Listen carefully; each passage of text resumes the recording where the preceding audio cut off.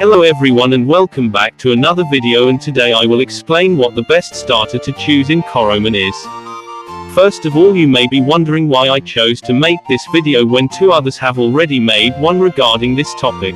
But you see, the problem with those two is that they only judge on demo viability, and if Guildwind and Froshell tell us anything, it's that the demo and full game are very different. So today I'll be taking a deep dive into what is the best of the three for a Coromon full game playthrough. And yes, this does have some spoilers to how the third stage starters look and what they can do because OFC, and yes, this does also include the patch that's coming in August. This list will judge Coromon of off strength, if it's easy to get another good Coromon of the type, and Titan viability, so let's begin. Let's first look at Berryless. You can see its stats are very even across the board, meaning it isn't very good at anything in particular, making everything it could do pretty viable. For a playthrough, I would say Sharp Claws is the best trait because it boosts moves making contact by 15% without lowering your accuracy. Then let's look at its competition. Frover can be caught very early on, but it's very weak until it reaches Glamoth at level 38. The next ice type option is Blitzbird, which is just not good. And the rest are in Fresia Pass, so currently it's pretty good but outclassed by Glamoth. Next, let's look how well it does against the Titans. First of all, Vulgar. At Vulgar, the most Aurora can do is just scream and act as support for the rest of the squad. Same for Illugan, but it also can learn Phantom Spike to deal some damage before going down. Next up, for Sart, it does pretty well since it has Splash. That's what I would have said if I wasn't talking about the new patch this month. You see, in the new patch a change was made so that multipliers don't work on Splash anymore.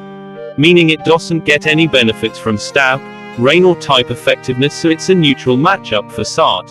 For Hozai it gets wrecked, but it gets Smackdown for Vorst, so that's good. And then nothing is good against Chalkyu besides other Dark Magic Morn. So it can deal good damage against one of the Titans and deal decent against one.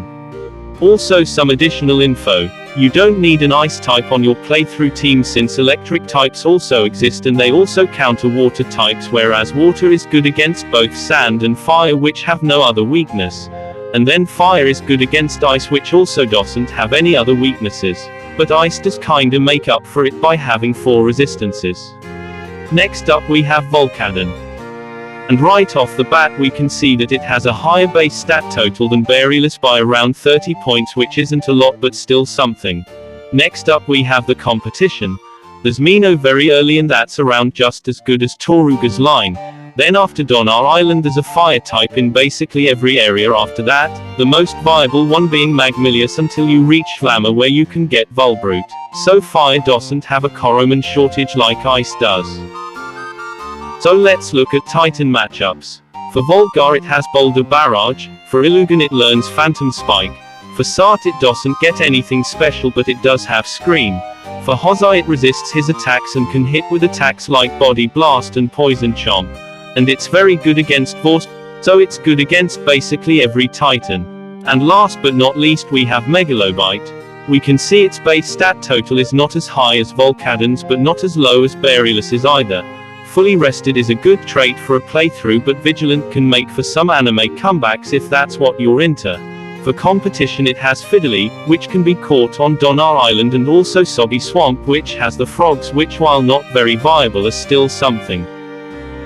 And after beating Sart you have more options since you get the Lux board. So overall competition isn't as vast as Volcaden but not as sparse as Berryless's. Next up we have Titan matchups. It sucks against Volgar, but has Phantom Spike like every other Coromon that can exist, so that's decent against Illugan. For Sart it has, well, everything. Same for Hozai, and then has Smackdown for Vorst, but it's still weak to it. So let's recapitulate the pros and cons of each Morn. Berryless pros: 1. Little competition. 2. Ice type has good resistances. Cons: 1. Ice types are unnecessary if you have an electric type. 2. Will be helpful on 30% of Titans. Volcaden pros: 1. Helpful on 70% of Titans. 2. Fire type is necessary to deal with ice types. Cons: 1. Lots of competition. Megalobite pros. 1. Useful against 50% of titans. 2. Water is necessary to deal with both fire and sand types. Cons.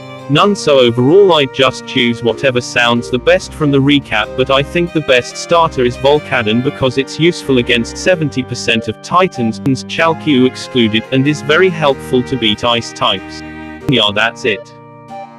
This new voice is kinda fast but still speaks in a tone you can understand, but I hope the video doesn't feel rushed because of it. But also at the same time this does help me while editing because it shortens the editing time. Anyway, I don't want the outro to be long compared to the rest of the video, so I'll end it here. Next week I'll be having a top 10 list of my favorite Coromon themes because the Discords voted for it.